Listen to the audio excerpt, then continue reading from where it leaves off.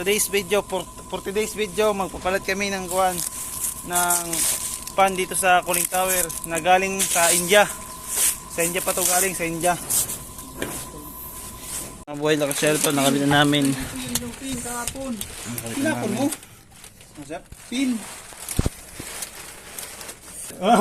What's up mga kabuhay lakwatsero? Di muna tayo ngayon magkuhan ha. Di muna tayo mag vlog sa mga lakad natin. Tama na muna, tama na. Trabaho muna tayo, trabaho. Mar, Kasi wala nang ulam. mar. Tama na muna. Oh, mga kabuhay lakwatsero. Mga ngayon sa baka sumunod ka kulop, sir.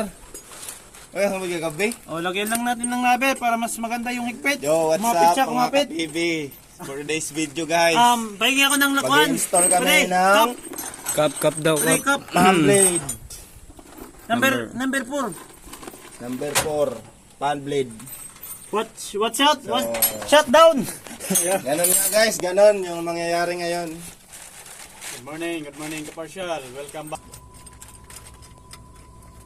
Kasama natin si Francis, ang ating cameraman. Napakaangas. Ang galing. So nandito kami ngayon Kaparsyal, nagre-repair ng cooling tower fan blade. Yan si Sir Dante nagre-repair at Nagre-replace. Lakwatsero. Horsepower or 9.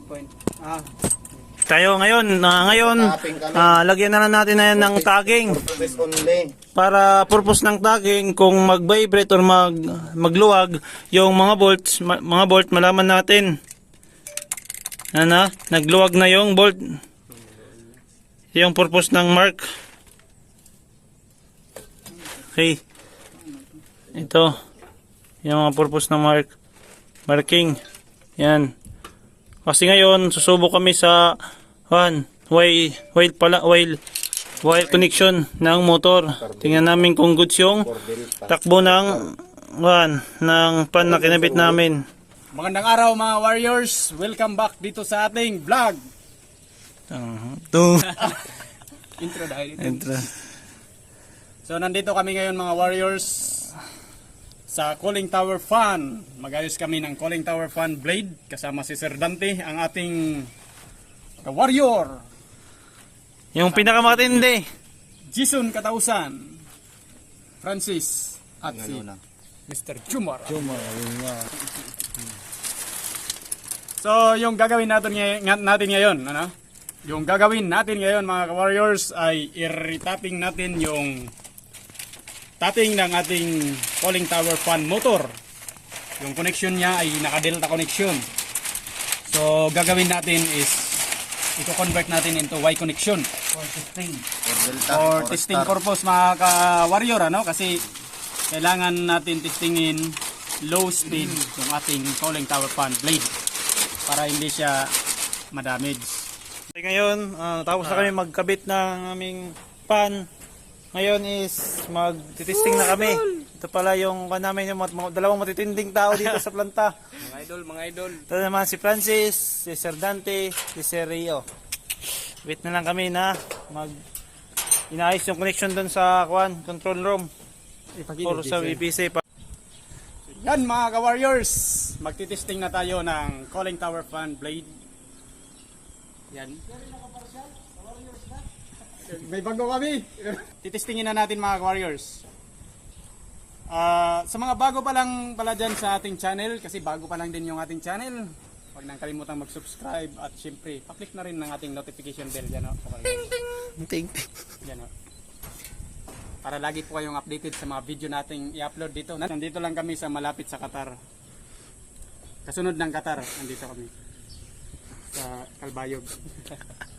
Kasunod ng Katarman. I-release na natin mga ka-warriors yung emergency stop. Ito yan. No, pag-release natin to, testingin natin yan. So, tada! Naka-release na mga ka-warriors. Okay, ngayon tatawag tayo sa Tapos tatawag tayo mga ka-warriors sa control operator. Alpha? Mag-testing na kami na di sa cooling tower pan 2. Iglokal lang, iglokal. Alpha cooling tower fan to. Ipalukal lang. Salamat. Nakalokal. Sige, salamat. Okay.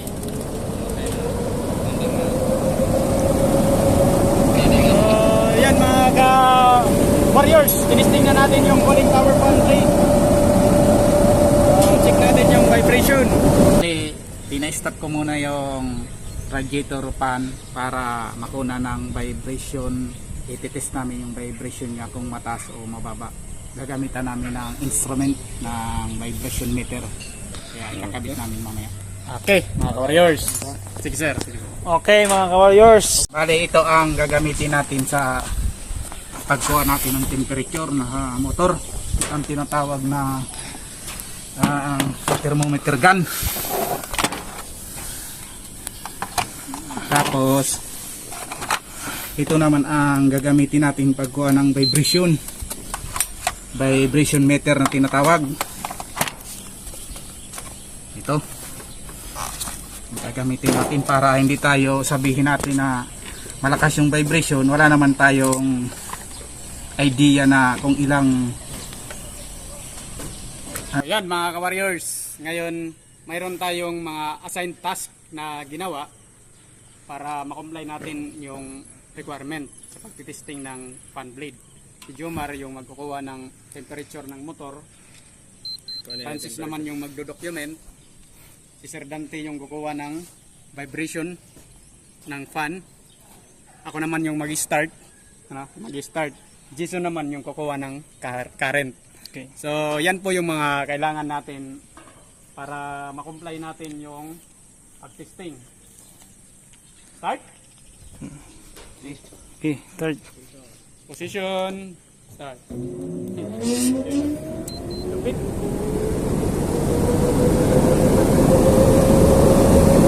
Nanay ito na. Sige.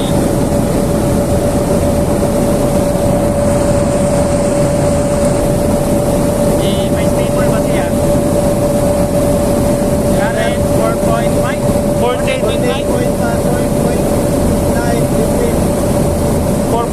14.9 plus nila 15. Very stable.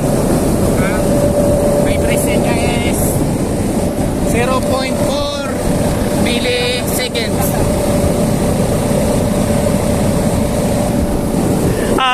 Yung temperature naman ng motor is 31 Celsius.